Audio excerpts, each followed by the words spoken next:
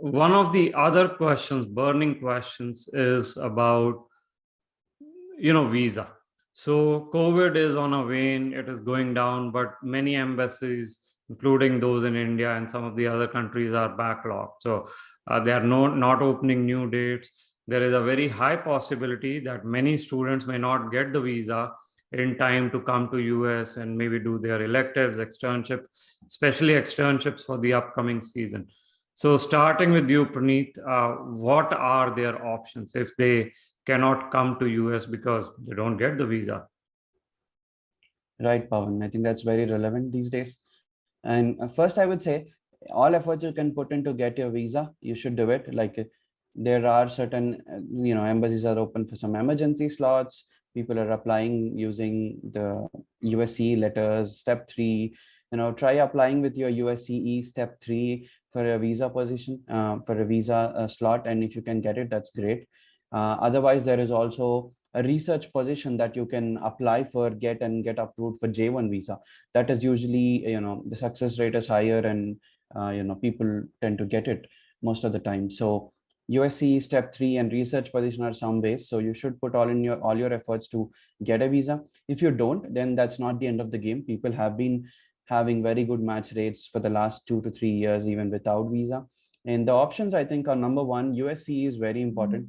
So telerotations are very powerful.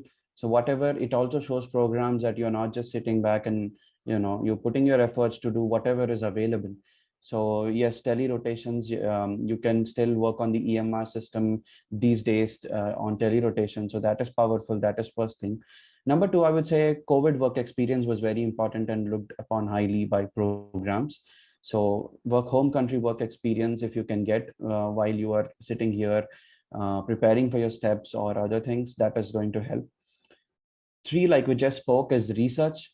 Remote research is an option these days. Pawan just posted a link about how we affiliate with Hackensack and have these research projects, research course.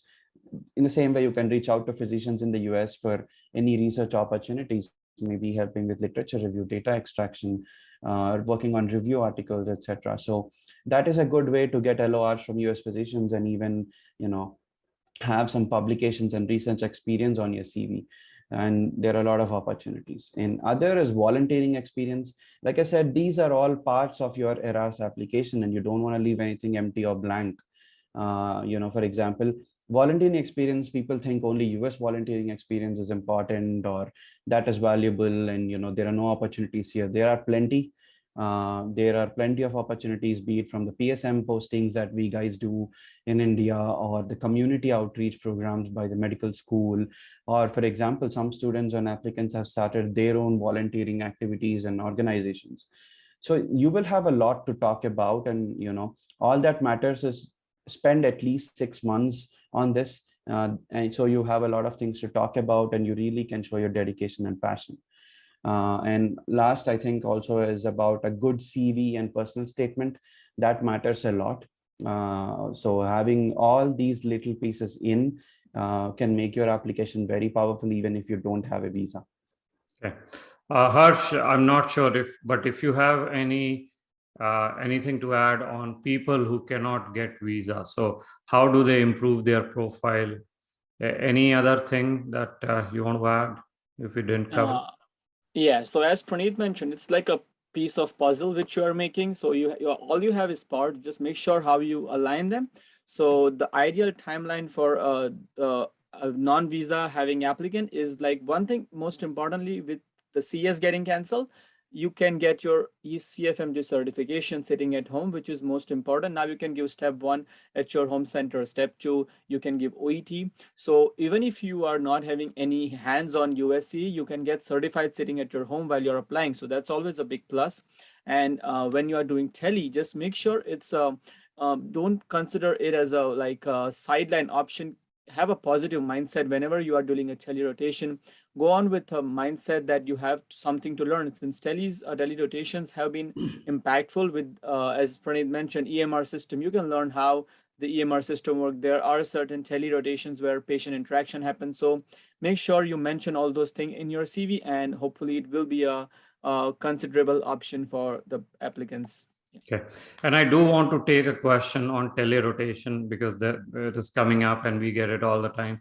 Is telerotation equivalent as USCE, and will it help in the possibility of match? So of course, as our panelists have said, if you can get on-site rotations, that should be your first priority.